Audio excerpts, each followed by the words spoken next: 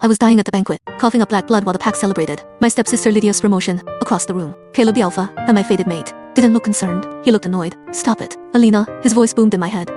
Don Truan, this night, with your attention-seeking lies. I begged him, telling him it was poison, but he just ordered me to leave his pack house, so I would untoody the floor. Heartbroken, a public lie demanded the severing ceremony too. Break our bond, and left to die alone in a cheap motel. Only after I took my last breath did the truth come out. I sent Caleb the medical records proving Lydia had been poisoning my tea with wolfsbane for 10 years. He went mad with grief. Riazi NG. He had protected the murderer, ER, and rejected his true mate. He tortured Lydia, but his regret couldn't bring me back. Or so he thought. In the afterlife, the moon goddess showed me my reflection. I was a wolfless weakling. I was a white wolf, the rarest and most powerful of all. Suppressed by poison. You can stay here in peace, the goddess said, or you can go back. I looked at the life they stole from me. I looked at the power I never got to use. I want to go back.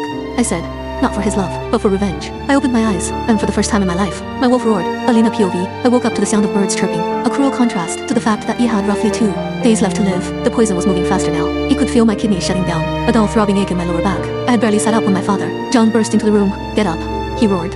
I flinched. Father, don't tell me that you embarrassed US last night.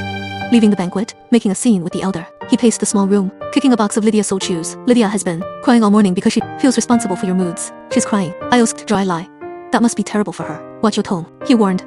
You are going to go downstairs, and you are going to apologize to your sister. And then you are going to help her prepare the floral arrangements for the ceremony tonight. I didn't save the energy to fight. He pulled on a loose sweater to hide the bruises on. My arms and followed him downstairs. The living room was filled with flowers, white lilies, roses, and moonflowers. Lydia sat on the sofa, dabbing at dry eyes with a silk handkerchief. When she saw me, she brightened. Elena, oh, I'm so glad you're here. She stood up and grabbed a bundle of the moon flowers. They were beautiful, glowing with a faint pearlescent light, but their pollen was potent. In need. You two weave these into a crown for me. I stared at the flowers. Lydia, you told the whole pack you were deadly allergic to moonflowers 3 years ago. You said, I tried to poison you with them. That lie had cost me 3 lashes from the pack enforcer. Lydia smiled didn't waver. She leaned in close. Her voice a whisper only he could hear.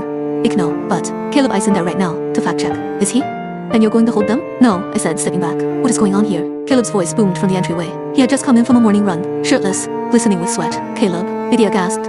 I was just trying to bond with Elena. I asked her to help me with the flowers, but she refuses. She says she hopes he choke on them. I didn't say that, I said calmly. She's lying, Lydia shrieked. Then she did something insane. She grabbed my hand and forced I shoved a bouquet of moonflowers into it. In the struggle, she deftly brushed her own neck. I saw a flash of powder on her fingertips. Itching powder mixed with a mild irritant. Ah! Lydia screamed, dropping to the floor. She clawed at her throat. Instant lie. Red welts began to rise on her skin. My throat. She rubbed the pollen on me. Caleb, help.